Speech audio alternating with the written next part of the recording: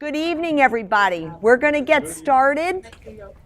Now, I want to, you'll notice I'm wired for sound and we have a camera. I hope you won't mind, but this is one good way that I can keep the class that's online.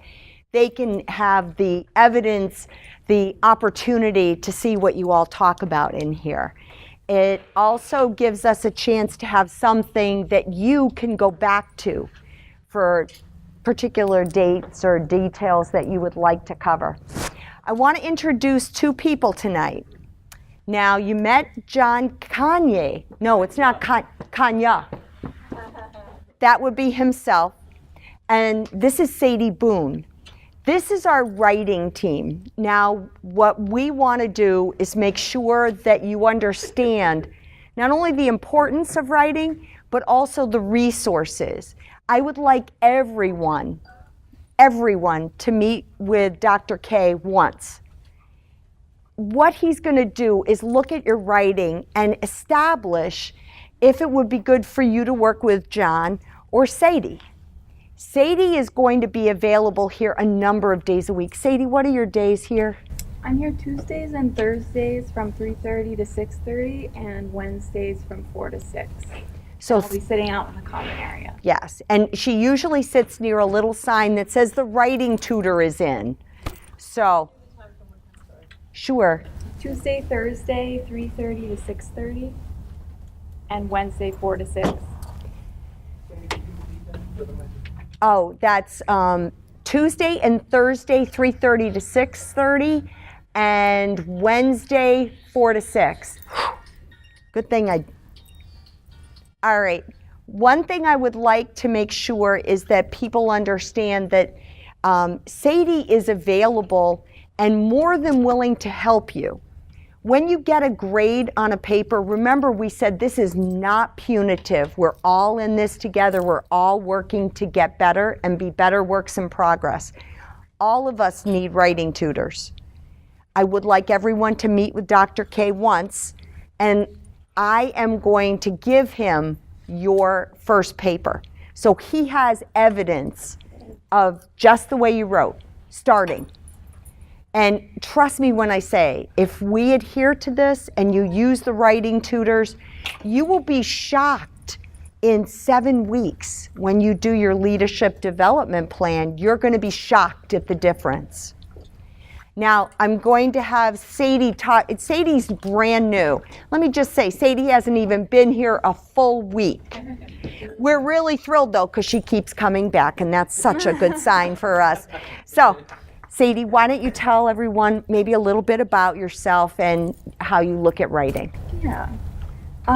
So I've been a writing tutor for a few years, and I can tell you that there's everyone benefits from coming to a writing tutor, even if you consider yourself a really good writer. I'll find something to help you improve on. And if your writing is not so good, that's okay too. And I can help you before you start writing, while you're writing, or after you're writing. Any concerns you have with APA, or you can talk about grammar. I'm open to anything. So. Excellent. And what, other than being with our fine group of people, what else do you do? Are you working at another job, or where are you working? I'm a writing tutor at Central. I'm a grad student at Central studying English, and I do some online test prep classes. Excellent. So she is fully immersed in the world of writing. Now let's ask Dr. K. Dr. K, what do you do other than visit this marvelous group of people? Well, I create some chaos and mayhem across this campus. Yes, he does. That's right. Well, we have just redone our institutional outcomes, and one of the outcomes is on writing. So I've been looking now at writing, not only, I'm starting to look at writing at the graduate level, but we're looking at writing all the way down. because I teach a lot of the developmental English classes. So I see students writing at, this particular level. Now I'm looking at it at the graduate level. And I'm looking at standards. I'm looking at what a master's paper should look like. So that's where, and it's going to end up being research. Mm-hmm. It's going to be one of those IRB things where I'm going to have to go and present. But that's basically where I'm looking at the writing. Now, for me, the difference between what Sadie's doing and what I'm going to do, I'm doing more writing instruction. So, if I'm looking at your paper and I don't see a thesis statement, and I say, okay, what is a thesis statement? And you say, well, I'm not sure. That's where I'm going to be in room 102, and I'm going to be in front of the whiteboard, and I'm going to show you what a thesis statement looks like. Now, Sadie would be reading your paper, and she'd say, oh, I see a thesis statement here, but it may not be strong. And she could help you strengthen that particular thesis statement. Okay? I'm going to give you a warning. Across this college, one of the biggest issues we have is conclusions. Okay? We have students who, they might have 5 things to say, like 5 leadership qualities, and they do 5 leadership qualities, and that's it. They don't finish it. They don't wrap it up. There's no conclusion. Okay? And remember, this is constructive criticism. We're here to help you and build your writing skills. And there's an expectation that in the master's program, it is going to be at a quality that, master's level, graduate level.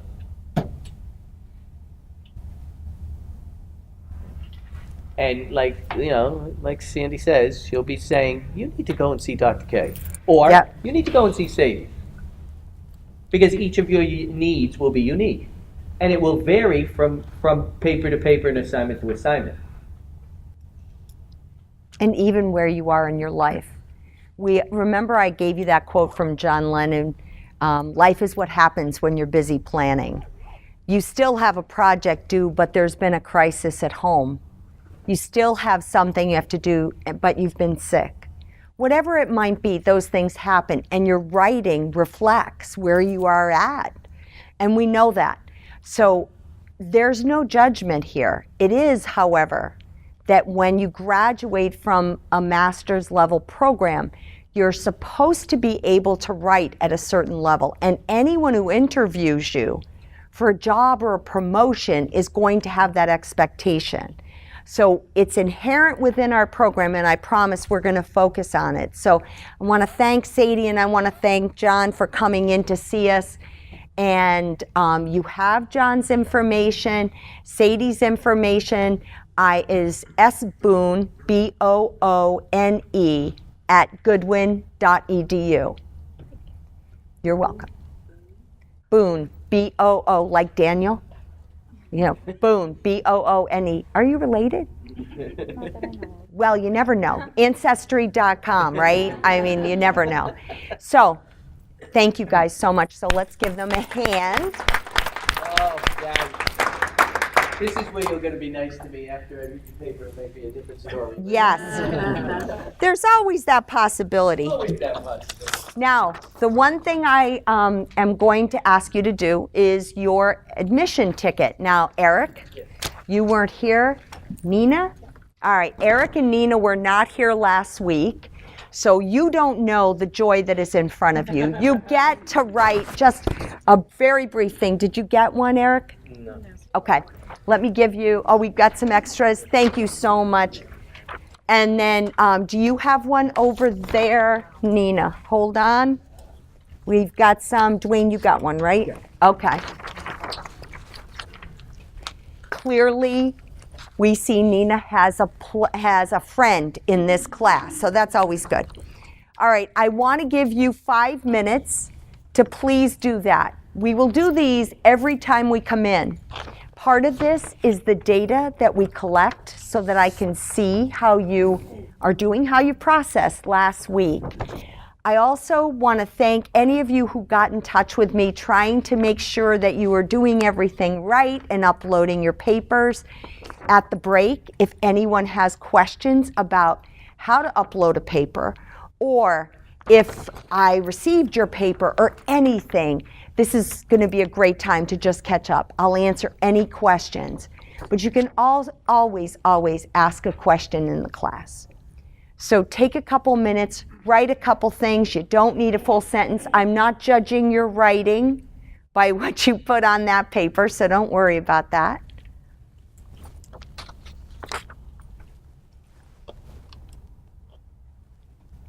I end it with a preposition, is that okay? What? If I end it with a preposition, is that okay? You know, that's one of those things. I'm like, I know you are. The use of this and that is another thing that I got frantic about. It's from doing my dissertation and reading the same pages over and over and over and having to eliminate all excess words because academic writing doesn't allow it. I'd never thought about the number of times I used this without describing this what or that and how unnecessary it was. I never realized that until I had to find all of them and take them all out and realized every single one of them was unnecessary. So I won't do that to you guys though.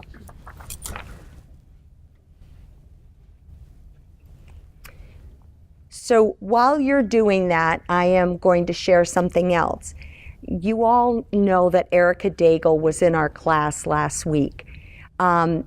Through a number of things that have happened with Erika, she has made a decision that right now isn't a good time for her. So she asked me to read this to you. Class, I wanted to let you know I've decided to leave the MSOL program. This wasn't an easy decision for me. I've been fighting many health conditions for quite some time and need to focus my efforts on getting better. I am honored to have been even in one class with you all, and I wish you the very best. Always remember that you can and you will. Although my journey isn't continuing in class with you, my journey is continuing outside the classroom. In class last week, I said that my superpower would be to make people happy and to be able to make their pain go away. I need to use those superpowers on myself right now, and I hope you understand. Just like they tell you when you're on the airplane, you need to put your own mask on first before you can help others. I'm a fighter and will keep fighting. I am here if anybody ever wants to talk or needs a friend. I also love coffee. Love coffee. I would love to grab a cup sometime with you. I'm in building 247, room 202 in the marketing department. Good luck, everyone, and congratulations for taking this step towards obtaining your MSOL degree. Sandi will be your biggest cheerleader, and I'm so very happy to have worked with her. She's changed my life already in more ways than you know. With love, Erika. So it's hard to have her do this, but part of great study and great determination is to do what's best for you. And so, you know, she leaves us, and I will tell you, though, that I believe in utter honesty and transparency. So we had discussed this. When someone leaves the program, no matter what the reason, I want us to have a conversation, and I want you to know what I hated when I was in my doctoral program. 80 of us started, 20 of us finished. And what I hated is people just disappeared, and it was like, there was this person that I used to work with all the time, and now they're gone. But where'd they go? And people wouldn't answer. I'll never be like that with you. I won't tell you anything that's private. I have people explain themselves. But you should know that when I say transparency, I mean it. We do everything to advance all of us, not one of us. Okay? So building 247, room 202, and they have great coffee over there. So here's what we're covering tonight. Now I'm going to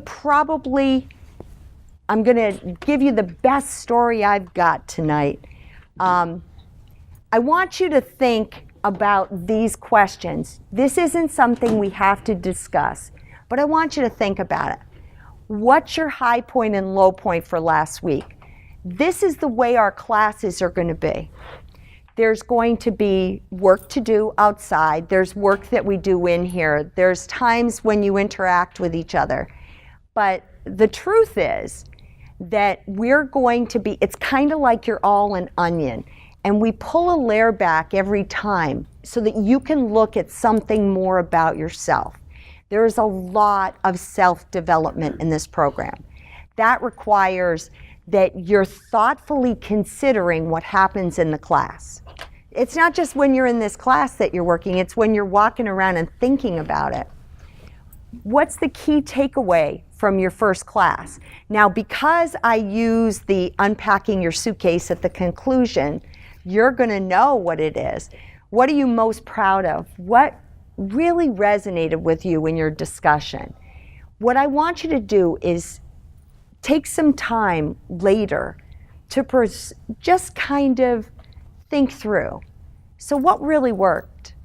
We did a lot of different things. You had a lot of people, plus we had food. Food always makes it better. Does anybody have any questions about last week, whether it's the class or what we did during the week? Is everything all right for you so far?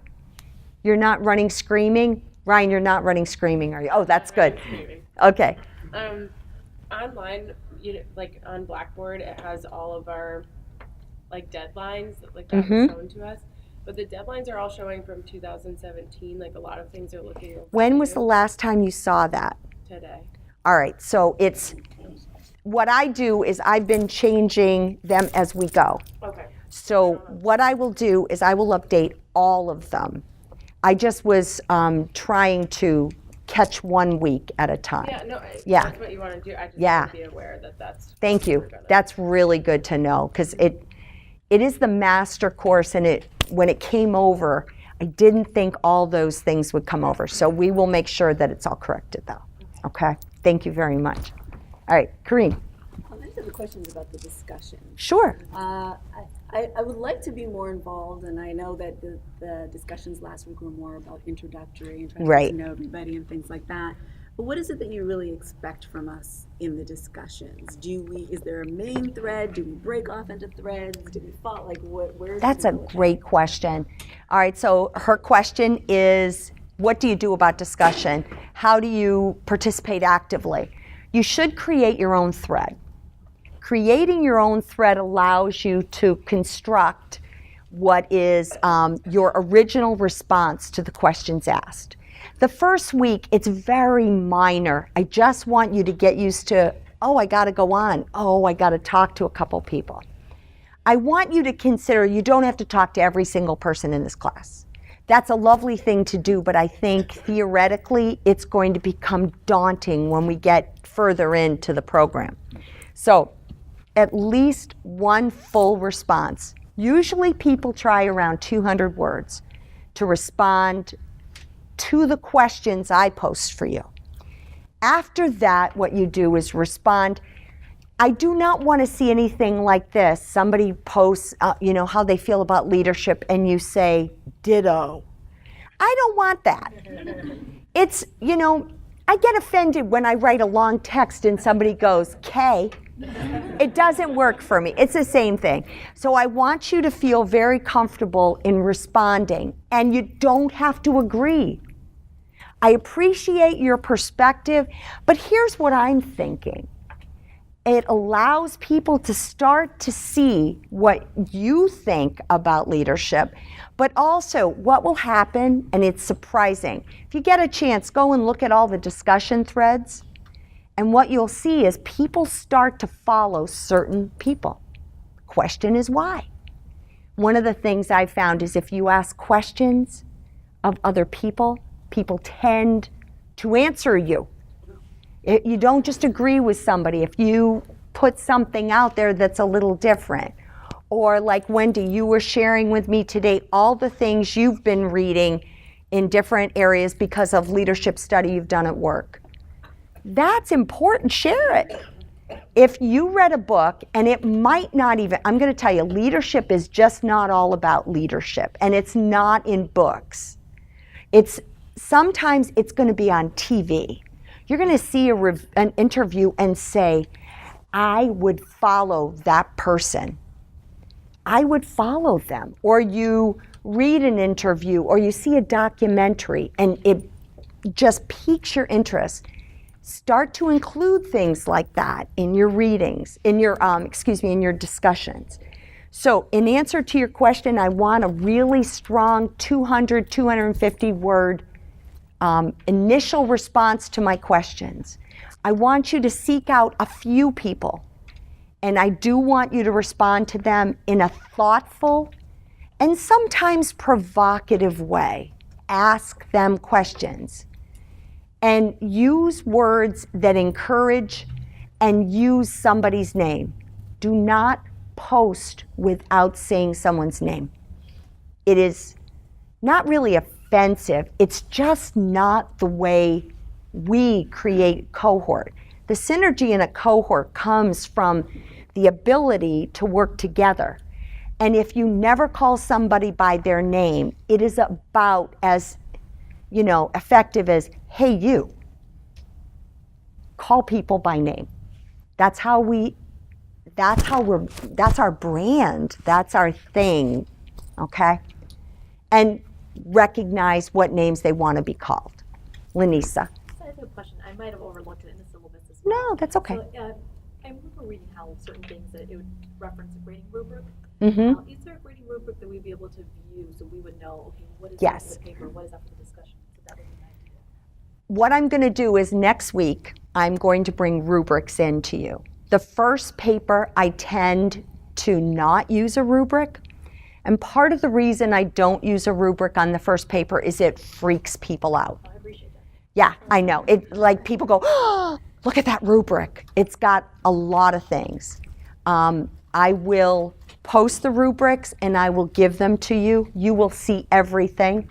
You will also see, I use what's right now called Safe Assign, which is a similarity index. The intention is for you to see when you use a source that's not your words, how close are you? The higher the similarity index, the greater the likelihood you've plagiarized. In this first class, we're probably all going to see a lot of plagiarizing. Why? Because people are getting used to things. That's why this is a soft landing. I want you to get used to it. I want you to understand what APA means and what you do. I also want you to understand what plagiarism is so you can avoid it. We have with APA a way that we can use the words of others. We're sort of standing on the shoulders of giants, if that reference makes sense, and we're using their words. We didn't have to come up with them. We just give credit where credit's due. So I will show you that as well. But we have a written assignment rubric, we have a forum discussion rubric, and we have an oral presentation rubric. So I will make sure that all of those are available to you. That was an excellent question, Lanisa. Kara. Is there a threshold on the safe assign? Like that we're supposed to be staying beneath? I would say 30% or lower. I mean, like I wrote in my paper, nothing could be further from the truth. Mm-hmm. And it picked that up as in somebody else's paper. And it would be. But that's nothing could be further than the truth is also what we would probably deem to be common knowledge. Something that you've heard a gazillion times and don't know who the source is. That's not something I'm going to really worry about. And in a case like that, and we can go through Safe Assign next week, and what we'll do is I'll show you how to eliminate with Safe Assign a particular reference so that you can see what your real issue is. Safe Assign is not as good as Turnitin, and Turnitin is a stronger, much more robust database. Essentially what happens is as soon as you submit, it goes into Safe Assign, becomes part of their database. So that means if anybody uses whatever you used, even down to if you put my name or the course name. What Safe Assign says is, hey, wait a minute, somebody else did that same thing. Well, of course, you know. So there's some similarities that we know. It also picks up your references. So even if you cite it appropriately, it is going to pick up the references at the end. So as I said, we can take those right out by using, you know, you put a little check mark and it'll take them out. And when it removes them, you actually see. But Safe Assign doesn't have a robust enough database to pick everything up. So there are many instances where I've seen somebody write something and I look at it and I know this is not this person's. I get to know your vocabulary. I pay a lot of attention to what your vocabulary is. So if I see something that doesn't match the rest of your paper, but Safe Assign didn't pick it up, I often will pick it up, throw it into Google, and Google gives me what I want. And then I find things. It's not that I'm trying to catch you, it's that I want people to understand the nuances of using the words of others. So we'll work on that. And that's again, these are all reasons why the first course is a soft landing. We're gonna test drive things. You're gonna mess up. I hope you do. Because if you skin your knees and you get back up and you learned, it won't happen again. Okay, so I promise you we'll go slow, but we're gonna make sure that these things are comfortable for you. Excellent questions, I'm really proud of you. Anything else? Does anyone have? I got a question about. Sure, Roberta. Discussion board. I don't know, is there a way that we can separate the discussions? Like, you know, I just want to follow that person because I'm getting confused. There was so many discussions back and forth. I was getting confused as to who, you know. Well, the threads, each person's thread is identified by the person's name. Okay. So if you click on the thread, anyone who's responded to that person, you'll see there. Okay. You'll also see your own name. So if you clicked on, and usually you title things, most of you put in little titles, right? So if you click on the title, it will open that entire thread. Okay. And I know it can be somewhat daunting to see 22 threads. However, just dig into one or two. Always answer the people on your own. You know, like if someone comes into your thread and says something, you want to respond to them. But you might just, you're going to take this term to get to know people. So you don't have to go into every one. Initially, just answer a few. Like if you hear someone talk in class, you might want to, you know, like say you heard Nina say something in class, you really liked what she said. You might want to go to Nina's thread. You look for Nina Walker and then you pull her thread and you start. That's how many students do this. If you can read as much as you want, but you need to read at least a few. I read every first initial response and I respond to it. Everyone's. So 22 of you should have had if you had a response in there, you heard from me. But if you, as far as other people, when a class is a little bit big, you just want to get comfy. So find a couple of voices and then the next week try 2 other people. And the next week maybe you try 3 other people, whatever. You want to just keep working on that. Does that make sense? Jerry? Name tags on? We certainly can. I'll see if I can find them tonight. If I can't, I'll promise. But let me go around the room and show you, because you pay a lot to go to school here. So one of the things is, I don't know if you've heard me, but I've called you all by name, right? Dwayne, Kareen. Did I say it right? It is Kareen, right? Kareen. Ivana? Ivana. Peter, Chris, Onika, Minu, Kara, Roberta, Eric, Jerry, Sam, Wendy, Lanisa, Sarah, Nina, Ryan, Kyle, Derek, BJ, and Sabina.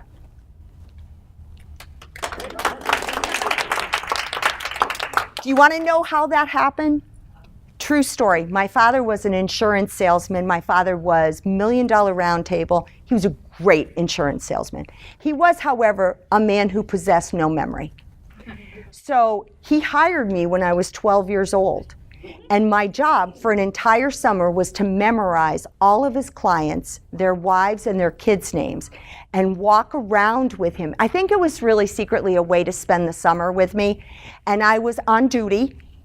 You know, like I had certain hours. I had to walk around downtown. I grew up in Somers, Connecticut, which is, you know, like the size of a postage stamp. So I would walk around and he'd go, isn't that one of my clients? Yes, that's John Smith. His wife's name is Valerie.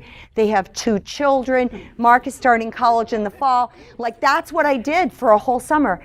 And it sticks. And it sticks. And every place I go, I always try to remember everybody's names. So it's funny, some people make little connections. My husband can't remember names, so I remember all the names for him now, so it all works out. So I am really thrilled you're asking so many questions. Keep thinking about questions you have. This program and this course will be much better the more you tell me what you need. I cannot read minds. I can do a lot of things, but I can't read minds. Tell me.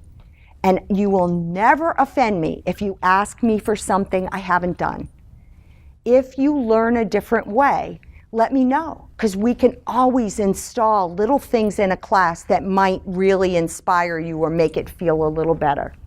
Okay? Yeah. All right. First week's assignments will be graded no later than Saturday. I will grade your discussion, and I will grade your written assignment. I will then, as long as you guys are okay with it, I'm going to share all of your first assignment with John. Okay? John will look at them, and then he will give me some suggestions about things. I'm going to look at them. I'm going to grade them without his input. He isn't inputting grades. I am. But what I want to do with him is I want him to tell me commonalities he sees so that I can put in mini lessons into your course so you can improve. Does that make it feel okay? So if everybody's okay with that, that's what we'll do. I would like to suggest, if it's okay with you, we take a break at 7:30. I anticipate we will be out between 8:30 and 8:45. Okay? All right, so I'm going to tell you one of my favorite stories of all time. I use stories all the time. I'm a storyteller. Leaders typically are storytellers because stories are in every single one of our cultures. Think about anybody who doesn't have stories that were passed down from grandmother to mother to you, right? Aren't there stories that all your family knows? There are traditions. Things that all matter start with a story. So let me tell you the story of Charles Plum. Chuck Plum was a flyer. He flew off the Kitty Hawk, which was an aircraft carrier in Vietnam. Now, he was one of those amazing flyers, and he had great sensibility. He had great eye-hand coordination, but that did not save him from being shot down by the Vietnamese. So the Viet Cong shot him down. He spent approximately 4 years in a lovely place called the Hanoi Hilton. And one of his good friends was John McCain. And so these people were stuck. Now, what most people don't realize is the first couple of years they were there, they could not speak to anyone. They had no ability to talk to each other. Now, here they all are. Now, be aware, they were all injured and not receiving, shall we say, any, or at least the best, medical care. So these guys lying on small cots or whatever, mats on the floor, developed an incredibly intense tapping that became a language so that they could keep each other alive. As a leader, Plum felt it was his responsibility to work to make sure that others survived. He thought he was surely going to die, but he believed that his prayers, his belief in God and his love for his family at home would save him. And he was right. And he came home, and when he came home, he was a changed man. He felt like those years that were stolen from him they had to matter. So to make them matter, he started to think about things he could do when he got out of the service. So when he was honorably discharged with many medals, I'm sure, Chuck Plum decided to become a motivational speaker. And that's what he did. And he would speak, and one night, he's out with his wife. He had just done a speech, they're having dinner, they're talking, and out of the corner of his eye, he sees a man staring at him. And I'm not talking staring at him. And he's getting a little uncomfortable. And the guy, at the end, when he had finished his dinner, and he said to his wife, "Do you see that guy over there? I think he's staring at me." And the guy comes over and he goes, "Hey, aren't you Chuck Plum? Didn't you fly off the Kitty Hawk?" And Plum says, "Yeah." He said, "I packed your parachute." And Plum is like startled beyond belief. First of all, he does not know this man, doesn't know him at all, can't place him, tries to imagine him in, the Navy bibs. He tried to imagine him. Nope, nothing's working. So he can't really figure who this guy is. So in his haste to say something, he said, "Listen, I gotta tell you, thank you for your care in packing my parachute. I wouldn't be here without you." So he went back and it troubled him. Here's a man that saved his life, literally. Even if he had to go through all that he went through in the Hanoi Hilton, he wouldn't have made it to even the Hanoi Hilton had it not been for pieces of silk that were folded a certain way. So Plum starts trying to imagine him standing in the bowels of a big old ship, just folding pieces of silk in such a way that it would save a man's life. And so the next time he went to speak, he said to his audience, "Now, I know who packed my parachute, but who packs yours?" So that's the question I ask you. Who packs your parachute? Please don't tell me my parents, my husband, my wife, my significant other, my children, my brother and sister. No, they are not who packs your parachute.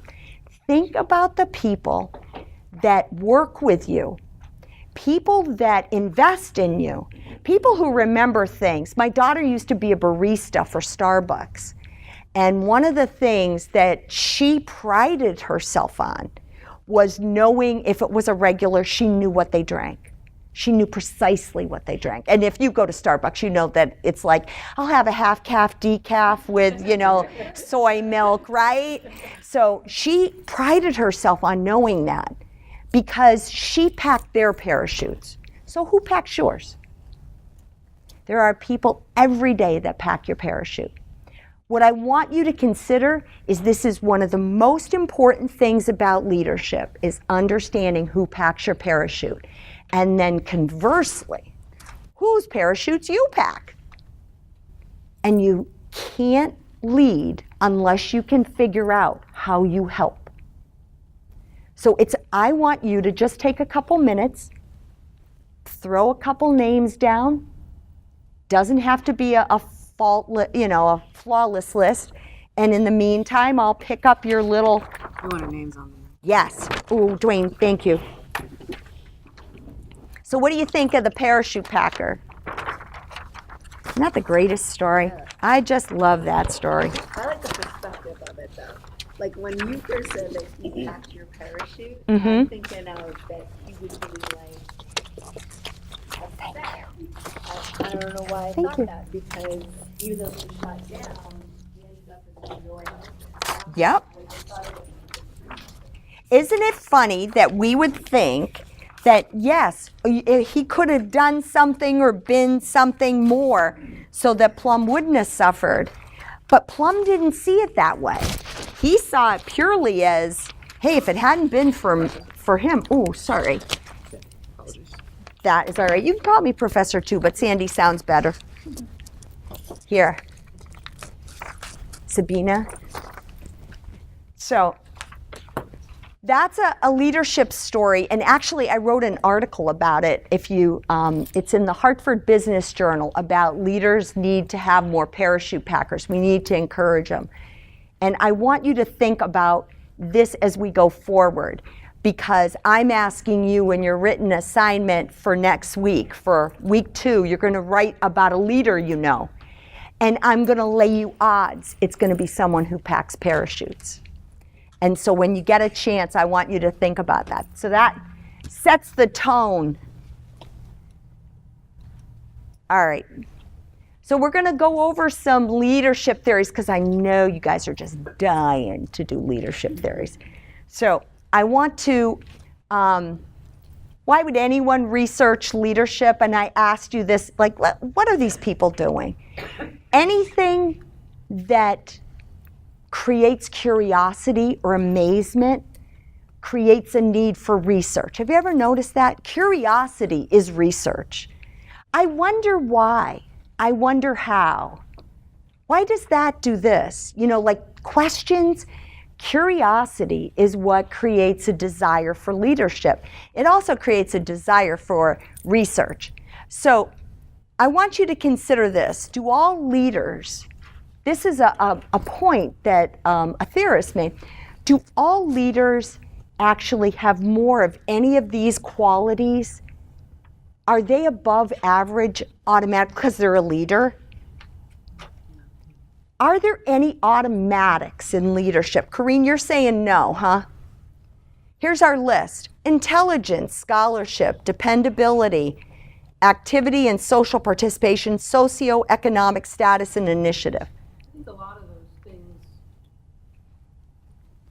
give people opportunities to rise to the top and to become leaders. I would say that you're right. I would say that, you know, not everybody has the same intelligence, but I don't think leaders by definition have to be the biggest brain in the room. Do you? No.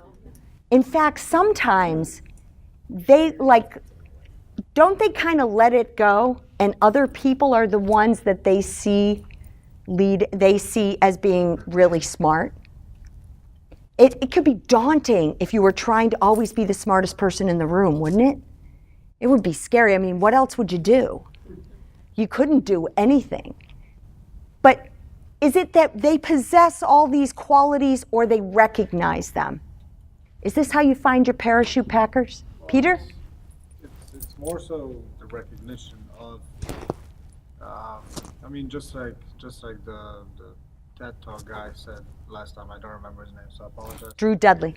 There you go. The Lollipop guy. Yeah. So, I mean, it's like everybody has something within them that they can help somebody else to get through something. Exactly. And as little as, as you may, look at it, to that other person that needed that help at that particular time, that's the world. Absolutely. I mean, trust me, like sometimes, when I do my job, which is, IT support in, all shapes and forms, sometimes I'm just like, what the heck am I doing? Like, this is so simple. But at the end of the day, somebody calls that phone number to figure out the answer to something, and to me, it's I mean, I wake up at 3 in the morning and I know, like all the answers. But for some other people, that's their first, day of school, they have no idea what the heck they're doing. Right. And rightfully so, because I was there too. Meaning, I went to different schools where IT support wasn't as good. I called them, no answer for 3 weeks. So I tried to change that on my own hand. Meaning, it's like, look, I tried to kind of lead the person rather than just give an answer and like goodbye. It's like, I want to explain to you why is it so, and if you don't care, you're going to hang up on me. It happened before. We all live through that, yes. So it is not necessarily that any of these things like activity and social participation, that's a leadership quality. Well, it could be to some people, because if you're social, you can navigate a group of people who may not possess the ability to do that. If you are an extrovert or you think you're not a very large introvert, you might want to read a book by Susan Cain. It's called Quiet. And it's about being an introvert in an extrovert's world. But what she talks about is introverts and creativity. And what you start to understand is the quiet spaces, and even for extroverts, and I am extroverted, even when we're an extrovert, we still have to have quiet spaces where we can think through those ideas. So the world is made up of all these people, and not everyone is going to be a formal leader, but in probably every case, like Drew Dudley pointed out, which is an excellent point, Peter, everybody has an opportunity. Maybe what I would say to you is leaders are more aware of the opportunities. Is it possible that that's the part that we're really focused on? It's not exactly what we are. We all don't look the same. We all don't act the same. But we recognize an opportunity when we see it. So do you recognize opportunities? Because the trait theory of leadership, and I find some of these to be a little on the trite side. I'm the first to admit it. I'm not a big fan of a lot of leadership theories, because what I do find is sometimes they're trying to compartmentalize a person into a little tiny box. And that inherently goes against everything we talk about as far as leadership. But I do think leaders tend to be persistent. Do you take no well? No, I don't take well. Thank you, Kara. I don't take no well either. My father used to tell me that no is the moment. It's 2 letters. It can't describe a lifetime. Persistence comes from when we go past no. And it doesn't mean you become, that horrible person that is always saying, oh, please, please. It's not like the teenagers that perpetually want you to change your mind. It is, however, persistence means that if it didn't work this way, is there another way it would work? So persistence encourages creativity in terms of other options, doesn't it? Self-confidence, you can't convince anybody of anything unless you're confident. But self-confidence isn't born in a day, and most of us came from lives where at some point we had something that made us wicked insecure or unable to feel comfortable in our skin. And as a result, what we do is we just sort of, smile and go along. So self-confidence is hard won. It's a battle. And one of the things you're going to see in the assessments that we're going to do in these classes is dig down, because you can look wicked self-confident and really not be self-confident at all, can't you? It's a mask that people can carry, that they put on when they need to, and then put it aside. Popularity, that is not a necessity with a leader. And in fact, strong leaders are not always popular. They can be polarizing figures. I'm going to tell you that Mother Teresa was one of the best leaders of all time, and so was Hitler. They were both effective. They had goals. They reached them. One was inherently crazy, and I don't mean Mother Teresa. However, I do mean that popularity is something that if that's what you seek, it's not going to be the part of leadership that's going to bring you the joy. The thing in leadership that brings people joy is seeing someone they've worked with grow. So leaders, by definition, should develop more leaders. Succession planning, by the way, is one of the biggest problems, succession to take over. I think last week I mentioned Disney Wars by James Stewart is an amazing book about when Michael Eisner was king at Disney and what he did and how he transformed the organization very negatively. Another one that if you haven't read enough about Enron, The Smartest Guys in the Room by Bethany McLean is an incredible book. She really dug deep into what happened at Enron. And most of us, and I would guess a good percentage of you, don't know what happened at Enron. You've heard stories, you've heard rumors, but what actually happened is far deeper and, you know, more pervasive in that particular company than it would appear. So behavioral theory, here's 3 different kinds of leaders. Autocratic. What's an autocratic leader? Kind of selfish. Kind of like My way or the highway? Who said that? Kara, was that you? Yep. My way or the highway. You're right. They're selfish leaders. They also believe they have all the answers. So, and that is a strange place to be, isn't it? And that's a hard place to stay. It's sort of like being the lowest cost airline. It's not a place you're going to stay in very long. Somebody is going to be bigger, badder, and tougher. How about democratic? And they usually want to involve people in decisions.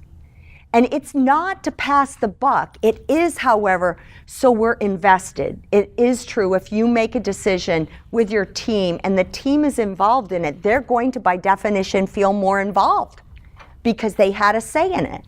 And then there's laissez-faire. What's laissez-faire? The word alone tells you what it is, right?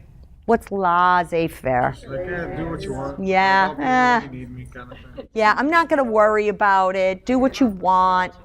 And there are some places where each of these are very effective.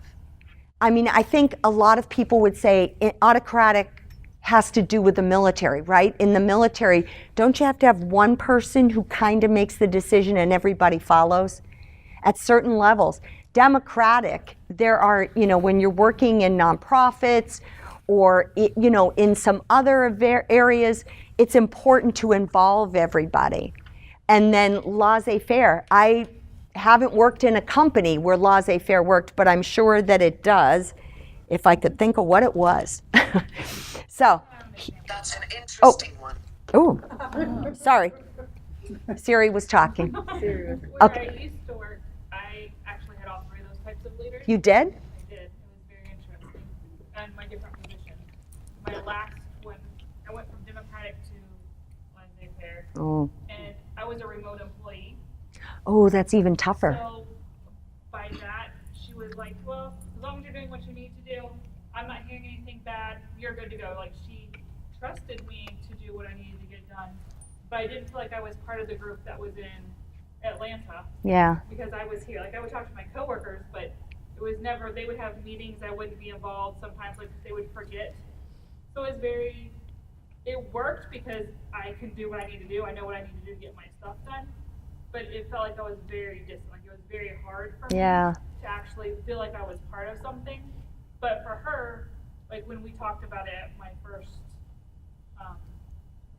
review, she was like, well, I never knew that. Like, I just assumed you're good to go. You know what you're doing. I don't have to worry about you. You're like the employee I do not have to worry about. So to her, she was giving me positives. Right. But for me, it was very hard to accept those things. Well, sometimes laissez-faire means that I don't have to worry about you. It also means I don't have to work harder, right?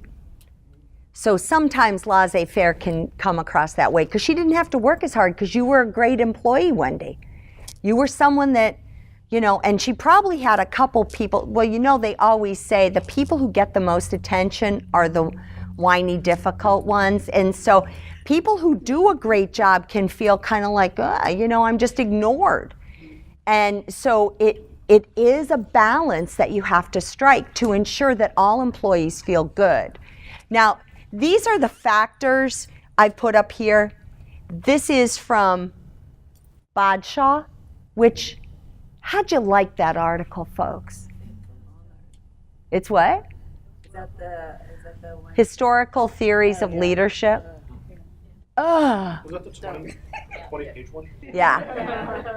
Is that the 20-page one? Malcolm Gladwell would never be 20 pages, trust me, except for his book. So yeah, you're right, Derek. That was a 20-page one. Now let me ask you. Kara noticed something. Did you notice anything about this article? That was in this week's. It was this week's? This week's. Yeah. Oh, it's coming up. Okay. So here's the thing you're going to notice. Some of the articles I put up are poorly written. And the reason I put them up is because I want you to start to discern what's a good article and what's not. What's well written and what's not. Just because things are printed and they're in a journal or something does not mean it's good. Some of the articles, and this week's article, you're going to find one. Let's see how many typos you will find in it.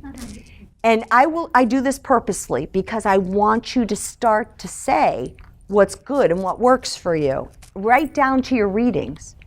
So, and I put up some real lemons. So, you know, if you told me they're bad, I'm going to go, okay, sure, you're right. So I want you to look at the different emphasis. Behavioral theory is focused on the emphasis that we place on something, whether it's production, consideration, structure. Every leader, according to this theory, has a way of looking at things that's particularly focused in one area or another. All right, Fiedler's contingency theory, and by the way, look how old some of these things are. Ew, 1964. You know, the Beatles, you know, like old. No, it's funny because in one of my undergrad classes here for the management and leadership course program, we had one of the books, and apparently it was a really great book, and they held on to it like just I can't let it go, almost like your favorite jean jacket from the 80s or something. But it gave a good perspective of what what was believed to be good leadership and management styles and everything back in the day, and what flew by without the addition of political correctness and making sure that you don't hurt anybody and all of that stuff. It was just it was very interesting. It was kind of funny, kind of good, but at the same time you can also take away a lot of things even from the old stuff. And see how it kind of adapted itself or changed along the way. You're right. Just because a book is old does not mean that it's not valuable. Viktor Frankl was in a concentration camp in World War II, and in his mind, during his time in the concentration camp, wrote a book called Man's Search for Meaning.